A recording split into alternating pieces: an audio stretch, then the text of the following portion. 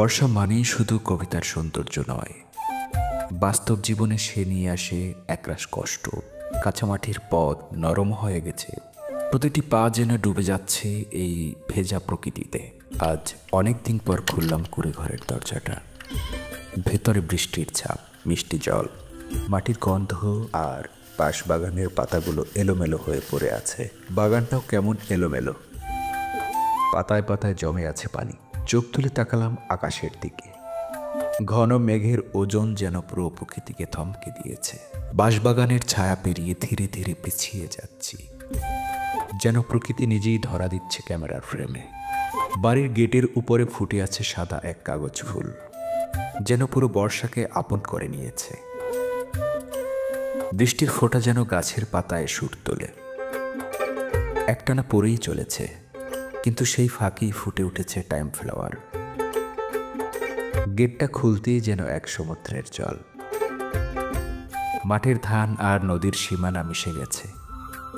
কে বলবে কোথায় শুরু আর কোথায় শেষ? এই সবে রোপণ করা ধানগুলো মাথা তুলে তাকিয়ে আছে।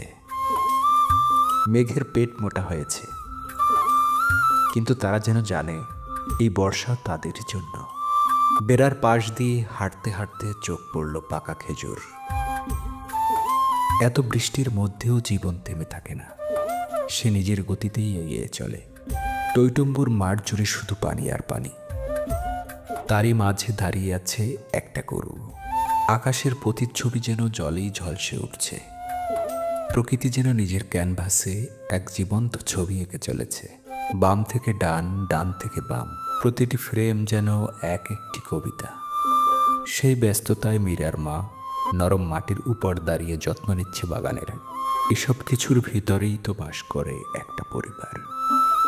হঠাৎ করে ঝেঁপে এলো বৃষ্টি, আর তিনি বসে রইলেন বারান্দায়। চোখে যেন এক গভীর শান্তি। হয়তো জীবনের আসল আনন্দ এভাবেই ধরা দেয় হঠাৎ করেই।